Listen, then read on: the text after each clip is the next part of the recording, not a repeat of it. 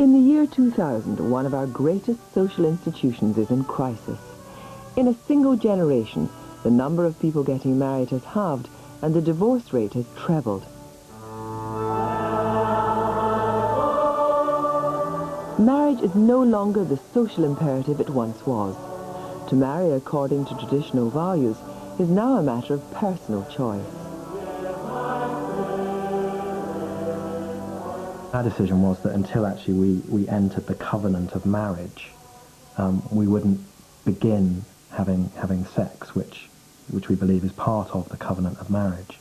The scriptures teach us that marriage is a gift of God in creation, a holy mystery in which man and woman become one flesh. People who know our situation definitely do think that there's something slightly wrong. I think I'm a bit crazy, anything. And I can understand that if you don't hold the same values that we do, then it must seem totally crazy, really. Getting married as a virgin.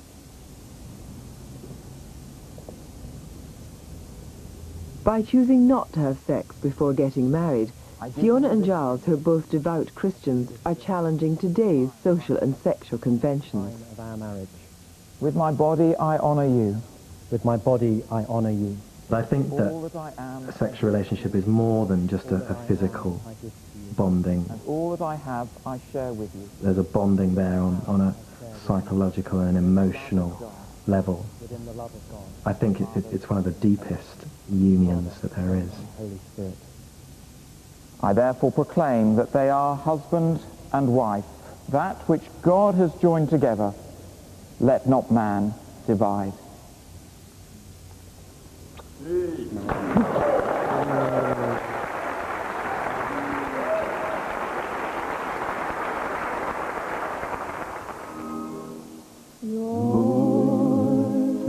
the stars lose their glory. Half a century ago, for couples wanting respectability, status and sex, there was no alternative to marriage. Most expected to marry as virgins, and it was a contract for life. This is the story of 4 marriages from that era, and what they reveal to us about the so-called golden age of marriage. When you're married, we could express our love for each other, and that was it. Yeah, that's the best part, I think, yeah. Part I treasure anyway. Still do. Right, right. I didn't want to get married. I just didn't want to get married at all. I mean, I wasn't that much in love. We were all right, we liked each other. And he, Dinky, didn't think I would turn up. So he had a taxi waiting at the back of the church in case I didn't turn up and he could make a quick exit, you see. And then the service. I think it echoed all around the church, you know. To have and told from this day forward, for better, for worse, for richer, for poorer. And every word seemed to sink in. I remember the registrar actually saying, quite pointedly, you know this is for life, you know this is serious, don't you? Because we looked so young and feckless. They obviously knew that we were just rushing into something and probably thought we were doing it on the spur of the moment and it wouldn't last 5 minutes. So White lasted 5 minutes. Only God knows, actually, and I think he probably is the only person who knows.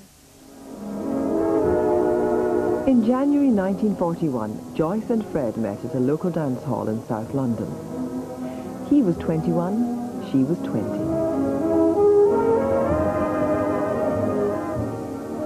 When I first met Fred, I was standing quite away from the door with a few others there, and he came in the door, and I said to this one standing next to me, who is this lovely ginger-headed man? And he said, it's my brother. And that's how I first saw Fred. Well, I know we was attracted to one another, but because she was engaged to another fella, you keep away. And so we just used to enjoy ourselves as a group until he broke it off. He couldn't have what he really wanted. what you call sex these days, don't you, really? And you didn't in them days. No. No, I wasn't, no. I didn't, no. And so, because he met somebody else, didn't he? Anyway, I still liked him best anyway, so it didn't make no difference.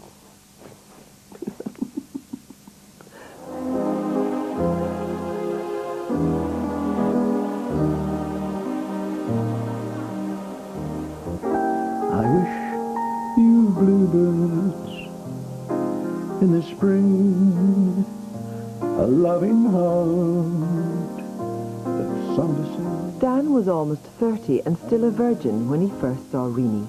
It was 1949 and she was singing at a club in Coventry. I remember the first time when I met the wife, and I don't think I fell in love with her immediately when I heard her, but naturally I wanted to go and see her again and again. But there was something fascinating about her. And it wasn't all that long before I booked up enough nerve to go and ask her to come out with me one day, you know. And we did. Peggy was brought up in the slums of Teesside in the 1920s. She was 18 when she met her future husband. My friend met these men, and she introduced me to Dinky. And Dinky said to my friend, "Who's the girl in blue?" And he asked me, would I like to go up to him? Of course, he was better off than me, so, oh, yes, I'll go with you. And he always said to me, oh, I'll never be able to have any children, you know, because I had an accident when I was young. I thought, oh, that's great, you know, because I was always minding someone's burn. It was really, really dour. I never thought about getting married, but I did say that I would never have any children. Joan and Duncan met in 1957 when they were students in Hertfordshire. Joan was 19 and at Secretarial College. Duncan was 22 and studying engineering. I was living in a flat at the time. We had parties, many parties, and Joan came to a party. Tell it the way it was. You staggered across the room. Staggered. Oh, I did. She said, "Joan, will you come out with me?" And to my surprise, you said yes. I said yes. I suppose we thought we were in love with each other. I think what happened, I was a virgin at the time, right? I think what happens, once you start having sex, right, the red mists come down, and nothing, you know, your first sexual encounter, you're walking on cloud 9, and we were sort of walking on cloud 9, and 5 weeks later we decided we'd get married. I had previous sexual experience. It just wasn't that big a deal. And the fear of getting pregnant actually was a terrific spur as well. I was terrified of getting pregnant, and I was sure it was going to happen sooner or later. And so the rest, I just rushed into marriage like a mad fool, I suppose.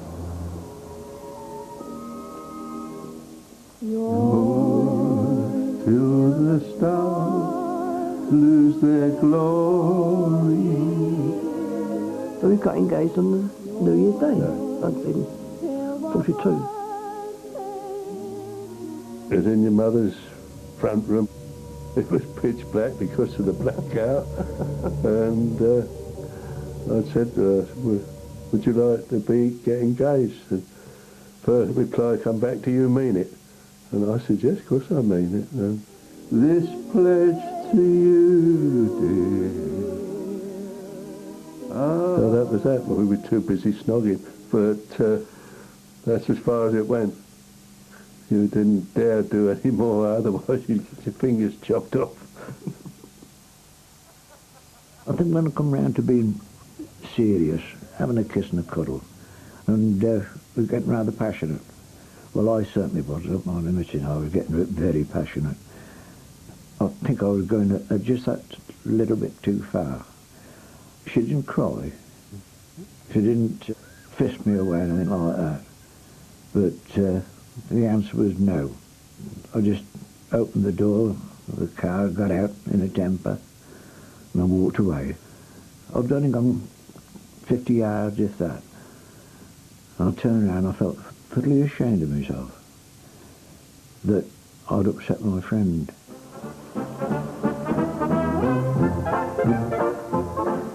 Until contraception became widely available in the 60s, fear of pregnancy was so great that most courting couples didn't have sex. Those who did had to trust to luck. Peggy made the mistake of trusting Dinky when he told her he couldn't make her pregnant. We had sex. We didn't call it sex in those days. I don't know what we called it. Intimate. I didn't enjoy it at all. He enjoyed having sex, but I didn't. You just lay there and think of England, as they say, don't you? You see, sex in those days, it was a dirty word. And there was no pills or anything like that. In fact, there was no condom. There was nothing. And it was quite a while before I realised, and my mother said, "I'm going to take you to the doctors." And he said to me, "Are you courting, love?" And I said, "Yes." So he said, "Well, you know, you're pregnant, don't you?" I said, "Yes, because my mother told me I was pregnant." Oh, well, that was it. So my mother went to Dinky. "My daughter's pregnant." He said, "She can't be, she can't be." And well, so what do you think she's going to have then? A set of drugs? She was attractive, and I was attracted to her. Just went on from there. Well, I know when we first did it, I pushed you off just at the finishing point, and you said after me, you thought I was very experienced because I pushed you off just at the right moment. You see, the point of ejaculation, and you therefore thought I was terribly experienced, but I think it was just instinct. I don't know, but I wasn't that experienced at all. No. I had lots and lots of boyfriends. I didn't have sex with all of them. Probably. I was known as the college tart or the college bike or something. I wouldn't be at all surprised because they all talk like that. I'm not saying Joan was a loose girl, but you wouldn't go out with a girl who wasn't good for a bit of the other, if you like. But Joan and Duncan were unconventional. Sex outside marriage was unusual in the Golden Age, and social surveys showed that the majority of couples were virgins on their wedding day.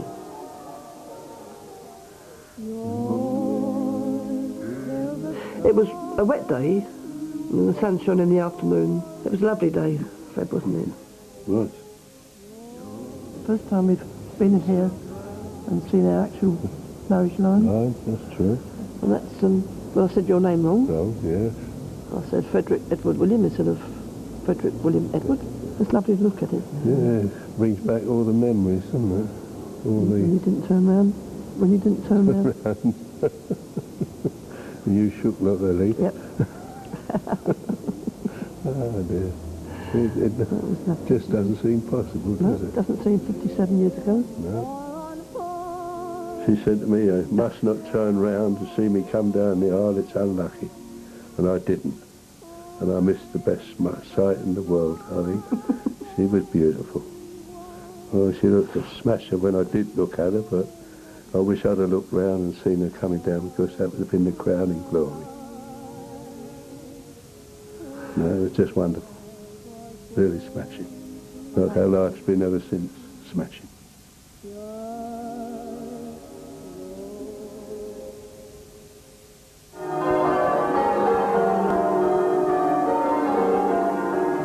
I was just waiting for Rain to come into the hall itself, you know. Now, there was no wedding dress, so we couldn't afford that. But she'd got this lovely little blue two-piece on. And then the service. I think it echoed all round the church to Heaven 12 from this day forward, for better for worse, for richer for poorer. Till death us do part.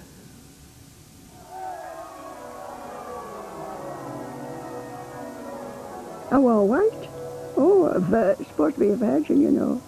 Well, I was a virgin when I started. I wore a white dress, and I was in the veil. And it was very nice, actually, that dress. And I had about 5 or 6 bridesmaids. They're all dressed in different colours, you know. And I'm pregnant. Women who had babies outside marriage were social outcasts. The baby was either given away, stigmatized as illegitimate, or labelled a bastard. And the women dreaded the day when the children grew up and wanted their birth certificate. It didn't matter if you knew who the father was. If you weren't married, that bairn was a basket. You know, no bairn of mine was going to be like that. So I married him. By the 1950s, although church weddings were still the norm, civil ceremonies were becoming increasingly popular. In 1957, a couple who took this less conventional route were Joan and Duncan. And on the Tuesday morning I said, well, don't let's go back to work. Let's go and get married. I got the licence. So we went down to the registry office in St Albans, went to the registrar, produced a piece of paper and said, will you please marry us? And he looked at us because we looked like school children. And he said, well, you need witnesses. So we didn't know that. That's how ignorant we were about all, marriage. Witnesses, it was a what are game. So we went down the street and collared a couple of people and said, would you witness our marriage for us, please? Then we went on honeymoon. We decided to go to Llandudno. They wouldn't believe we were married. They threw us out of all the hotels, except for the very biggest hotel in Llandudno. They were the only ones who'd take us. All the boarding houses said, no, you're obviously not married. We won't take you in. That was because of the morals of those days. Then we went away in the afternoon to Watford, where my auntie Alice lived there, and they went off down the road, left the house to us. And I left him downstairs. And I went upstairs and I got into bed and I think I must have gone asleep. And he smoked nearly all his cigarettes. Waiting for the call, but I didn't get one. So I did wake up, didn't I? Eh? I did wake up. You did wake up, yeah. Yes. We did try. We did try. Wasn't much success, though. You was very innocent. Oh, more innocent No. than you. During the making of this film, Fred and Joyce's grandsons became curious about the sexual conventions of their grandparents' era. You're total virgins, like, he was. Definitely. Yeah. And was that by... And it never even entered I'm your sorry, head Grandad. to have sex before you got married? I wouldn't have done nothing. Yeah. You Definitely wouldn't have done. Yeah. Well, it was contraception though, wasn't it? I mean, you could... Did you not use that? There was, but we didn't know anything about them. Was it not advertised in any sort of way? Oh, it wasn't advertised. No advertising. Sex wasn't even advertised. Well, it's not advertised now, it's just Isn't it? like... Oh yeah, it's advertised a lot if you think about it. Yeah, no. Yeah, you know. But you'd have your kisses and hugs and that sort of thing, but she'd be at her garden gate by 10 o'clock with stern parents looking out for her. And if she wasn't back, there was trouble. So the parents were the contraception? Yeah, they were, more or less. You wouldn't have lived together, would you? No, take the beauty out of something that's really wonderful. Well, yeah, I don't know, it's like, I think, to me you've got to try someone out before you get married and you've got to No. Well, you've got to try it before you buy, haven't you? You've got to give it a go. You can't... Yeah, but... You've got to move in. Yeah, even in your mother's day, when she got married, they didn't try before they buy it. No, definitely. When Reen and I were married, I don't think I'm ashamed of it at all. We were virgins. Our sex life started and we were married. Call it old-fashioned, call it what you will. I don't think it matters at all. It certainly doesn't matter to me one iota. Because we learnt our sex life from scratch. We didn't get it, the telly, we didn't get out of dirty books, we didn't get out of anything like that. Our experience of sex life done one thing and one thing only. Grew and grew and grew and came more and more perfect every time. There was nobody that said around and said, oh, you mustn't do that. Oh, no, oh, no. no, that's not right. There was nobody to say you couldn't do that. That we could express our love for each other with your sex and your married life. That is the whole magic of it. We wasn't told that sex was a bad thing. No, it's not a bad thing, is it? No, it's not bad. But we was told with different people it's still not a bad thing. Yeah, whereas, you were told one person and that's it. That's really bad. Sex is fine, but with one person, with us, it's like... We never told anything. Get on with it. We never told anything. I know, you found out when you got married. Yeah, it was a learning curve for you, quite a steep one. It was fun. We knew by primary school, really, didn't we? No, you got it from primary school. It was there, it was on, as Robin said, it was on the television, it was in the papers, it was just around. And then when we did go into secondary school, we had the proper full sex education talk. They're like they're trying to teach you something you already know. What is it you say, teaching your grandmother to suck eggs, isn't it? It's a bit late. I was 17 before I knew where babies come from. So when we were little, we used to say, to cut your tummy open, you know that mark that's from your neighbour, that they cut your tummy open and they take the babies out. We never knew how they got in. We always still thought they came from the doctor in that little bag. You know, the doctor always came with a bag, Gladstone bag. We were very naive, really, you know. I was 7 months pregnant when Billy came along. He was so small, and he never moved. And people used to put their hand in front of his eyes thinking he was blind. But he wasn't blind. I think his brain must have been damaged. He neither walked nor talked. He couldn't speak. The only thing that grew were his teeth. He had lovely teeth. Lovely big teeth, lovely and white. I can see them now. After Billy was born, Peggy had 2 more children, but life with Dinky was difficult. Insanely jealous.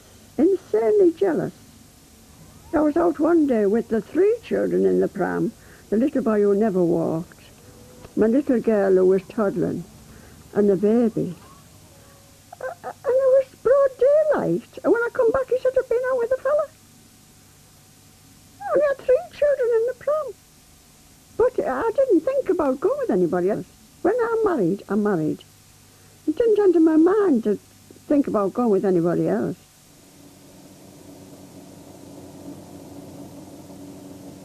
By the early 60s, Joan and Duncan had 2 children, but tension was beginning to develop in their marriage.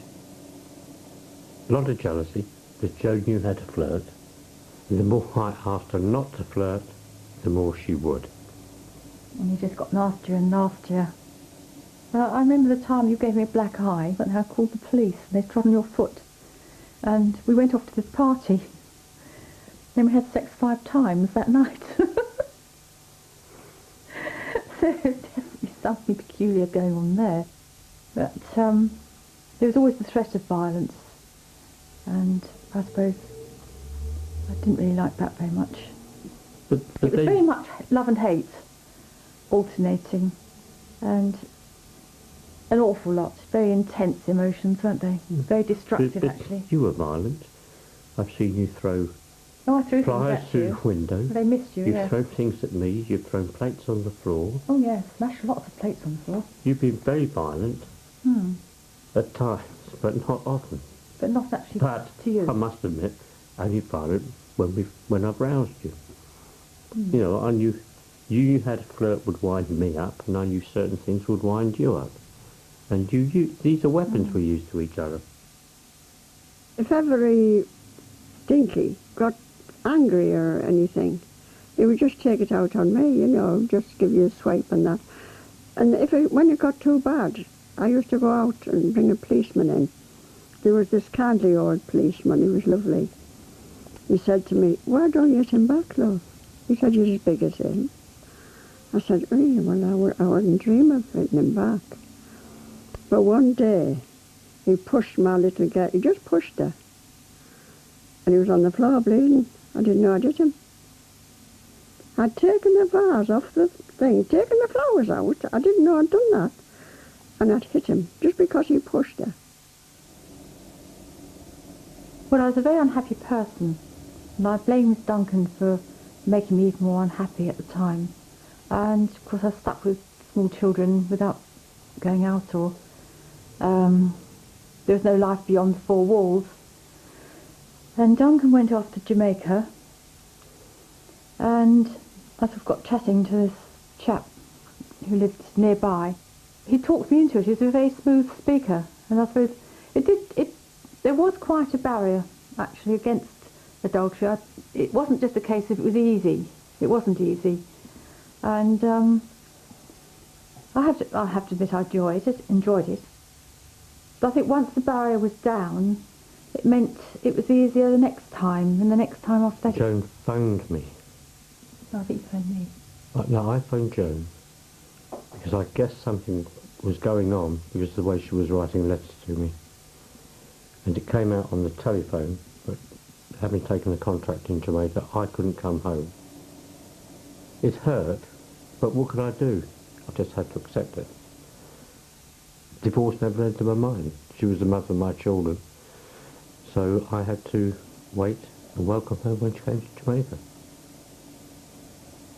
It wasn't too happy a time when we first got there, but I think having got her in a smaller community and living with me again, I had my responsibility to her and the two children, and we'd have to work it out. If my wife was to have sex with someone else, I would leave her straight away. For me, that would be the end of my relationship because the trust would be broken down. And if I was to want to go with someone else, then I wouldn't want to stay in my marriage because I couldn't see a point. Yeah. I mean, the thing with marriage... Whereas if you're not married, it's like, I don't know, it's sort of different. You've got to have marriage is like almost 100%, well it is, it's 100% trust, isn't it?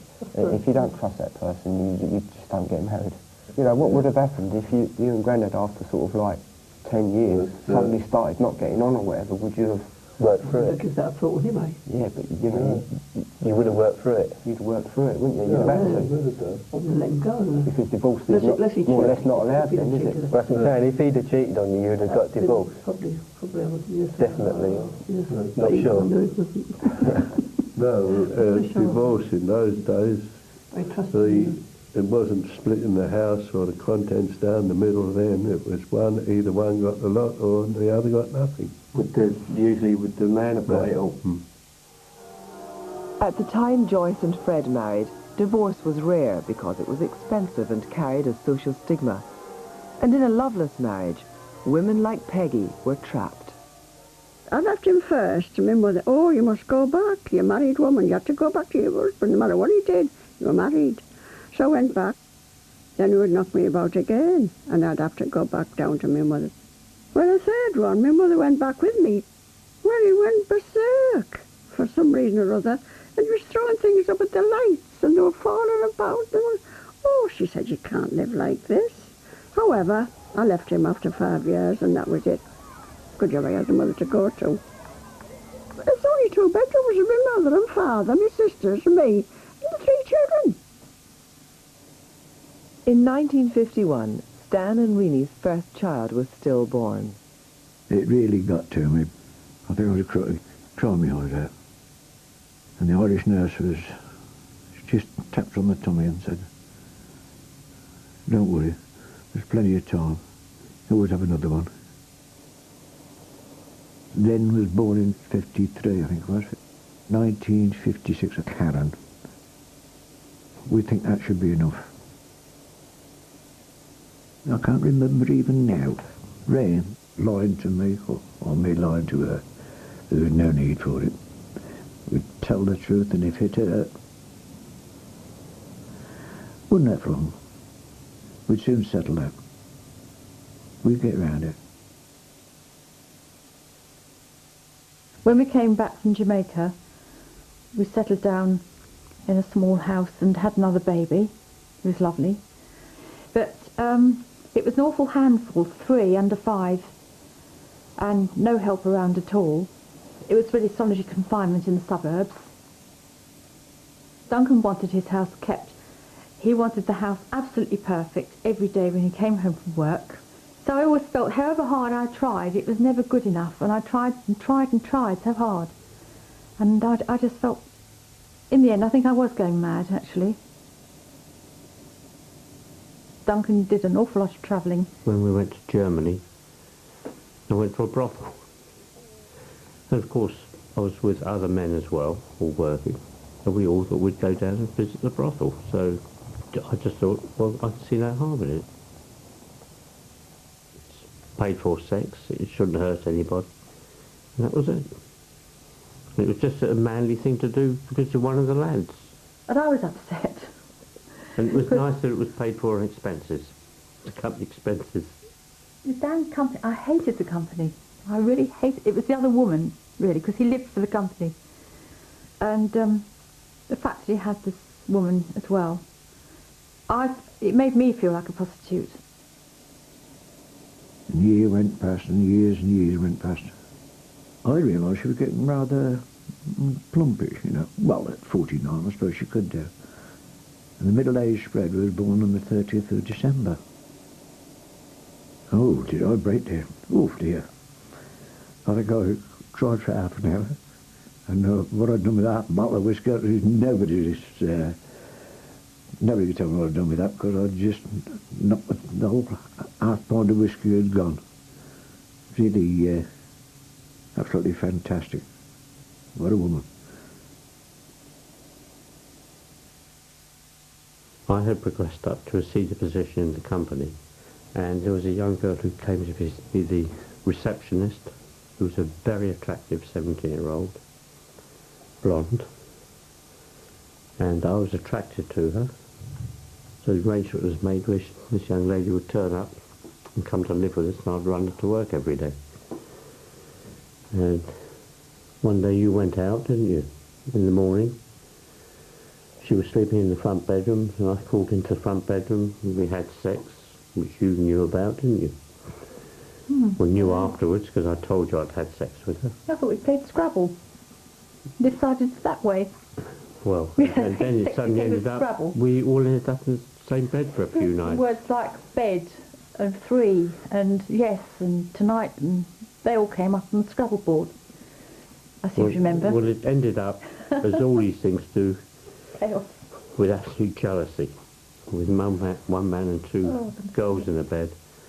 It can't go on. Yes, it's great while it starts, but then the jealousies come in because one man can only serve one woman at one time. You can sleep with three in the bed quite happily, but you have to be very careful how it's done. At the time, it was all just a bit of a giggle, I suppose, and a romp. It made Duncan happy, and he was easier to live with. So I was all for it to begin with. We were both sex married at the time anyway. And the boys, we kept them at the other end of the house. They didn't really know too much about it, I don't think. So it didn't really affect their lives. And the rest of our lives carry on as usual. And it's just that in the end, I just found I was getting more and more jealous. And I found I couldn't handle it. And so I thought, oh, I've just got to get rid of her. So I just went and dumped everything outside. It was a game to me, because I found a power which had been given to me, right, purely by being in a good position in the company. And I was misusing that power. But I was using it to good effect. I enjoyed it. It's great. It's superb feeling. I think the children really got the best that there was in us, thank God. And I adored them. Duncan loved them too. And luckily they didn't really see this other side to us. I'm sure they didn't. I hope they didn't. I haven't said thanks. In the relative calm of their family home, Joyce and Fred had 2 daughters, followed 16 years later by a son. The thrill of your kiss as you step We enjoy our married life with the children. Yeah. You can't go through married life smoothly without any bothers. I didn't like arguments, but we would never go to bed or saying on an argument or a disagreement. We'd always resolve it or apologise or sorry, or that was it, but we wouldn't let it stand between us.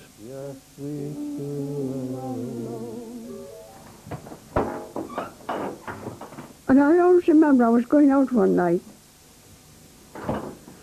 and when I got so far up the street, my mother came out. She said, "Peggy, little Billy, he's crying. He's crying after you."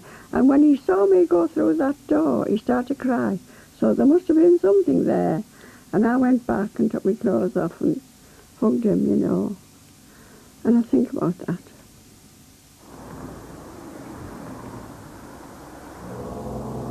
But he died. He died. He just died. He just woke up one day and he was dead. But I think about that little boy every day. And he died in 1948. And every day I remember.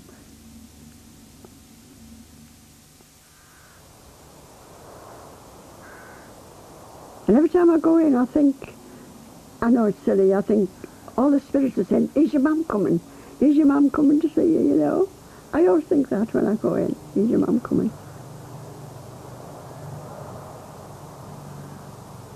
And when I come out of the cemetery, I said to myself, one of these days, I'm not going to come out of here. I'll come in, but I won't be coming out. Happens to us all, doesn't it?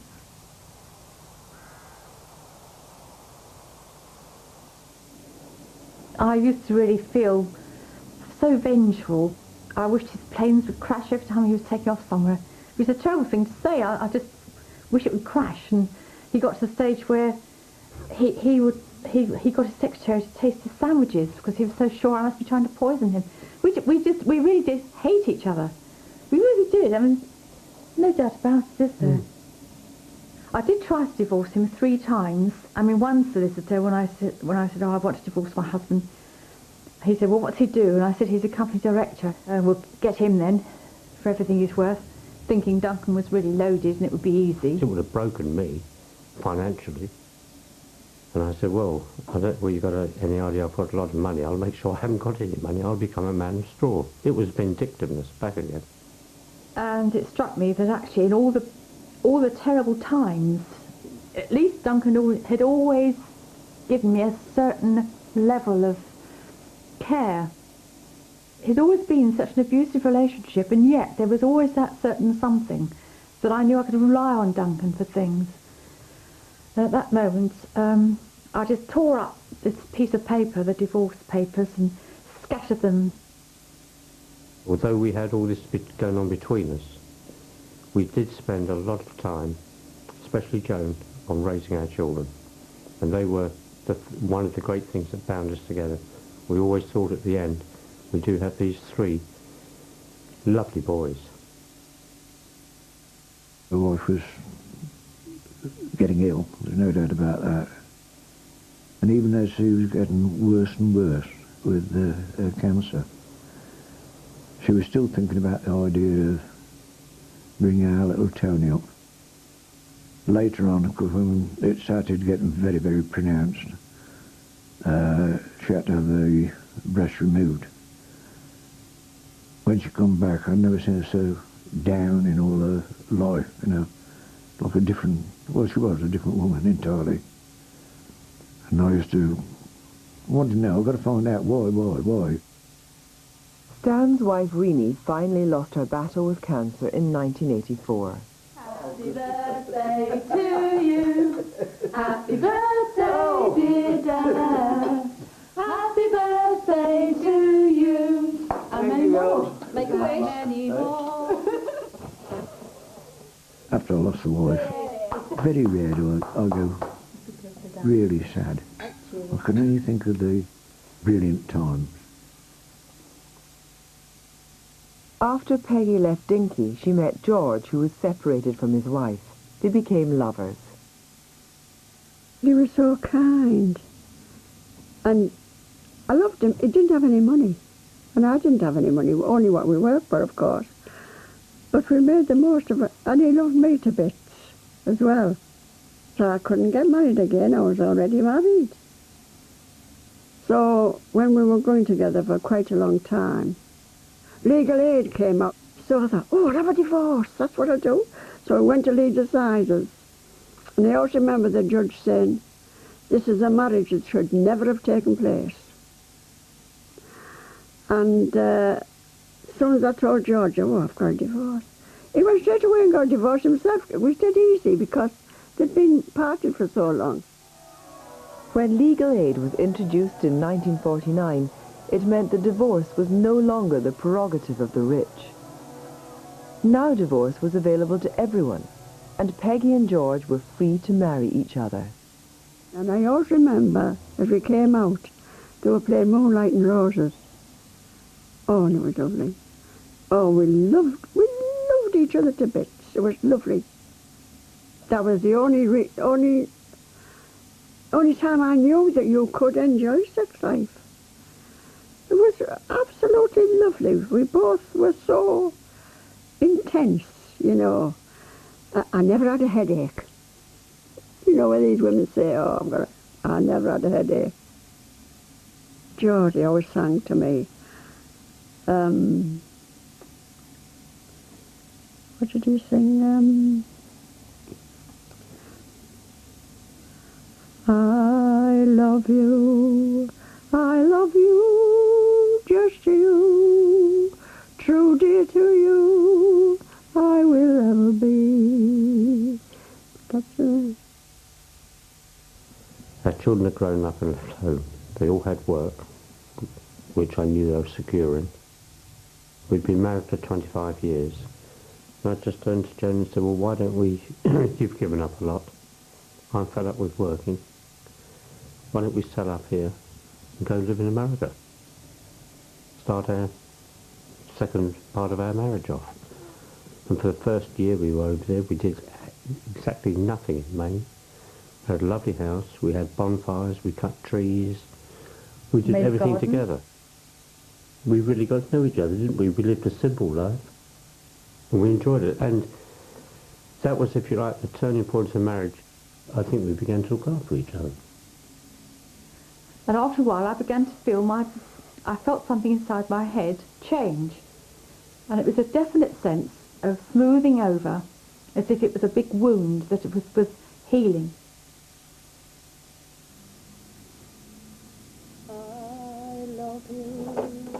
I love you, just you. We were in the club and I'd been dancing. And we got in and we went to bed and we were reading. And I said, oh, George, I've had enough, put it down. So I just put the light out and died. It was devastating. I wanted to die. I just couldn't imagine him being dead. He wouldn't want to go without me. He wanted me with him. And I was going to go with him. I thought, when they all go out, that I'll gas myself. But they didn't all go out. And then I thought, but there's those I leave behind. I'll be your sweetheart.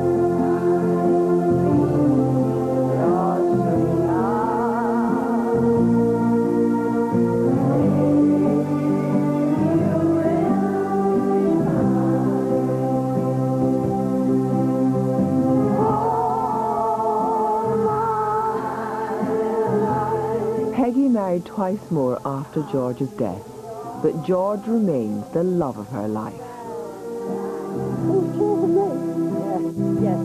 I love marriage. It's a wonderful, it's lovely having somebody by your side, somebody to stick up for you even if you're wrong, and somebody to come home to. It's lovely to have a man by your side.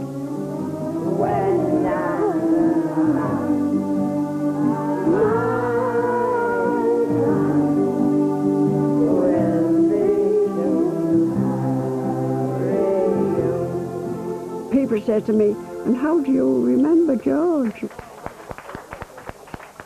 I say, well, when oft when on my couch I lie, in vacant or in pensive mood, they flash upon that inward eye, which is the bliss of solitude, and then my heart with pleasure fills. And it's nothing to do with daffodils. Mum's favourite, though. Yeah. No, I always thought it was... yeah. Magic. It's Oh, she's no, all right, I'll what? start crying. No, I used to cry when I was 4 and I used to go to the toilet. How the stars desert the sky and rush to nestle in your eyes. It's magic. Anybody tell you that the married life's a doddle? As far as I'm concerned, they're liars, outliers, because it's not. It's work. 7 days a week, 365 days of the year. Things begin when I am in your arms. Because it can go wrong so easily. And it can do ever so easily if you don't have that 110% trust, affection, love, absolute honesty with each other. I don't think there's many people doing that these days. Perhaps it doesn't mean much. If it don't mean much, the bigger fools and what I think they are. They could have had a life like mine. Well, you just make every day count, don't you, really? Yeah. Yes, you do. I just hope and pray we can see our diamond in 2 years' time. I'd like to see that. I'd like to go on to 100, really. If he was there. If we're both there. Oh, yeah. Yes. I think really I'd say, well, if we can survive, if our marriage can survive all the things we've had done and seen and so on, I think anybody's can. We have discussed if maybe we should renew our vows in church. Although it won't be a wedding, we'll just be repeating the vows. But why shouldn't we, to round it all off, reaffirm our vows in a holy place?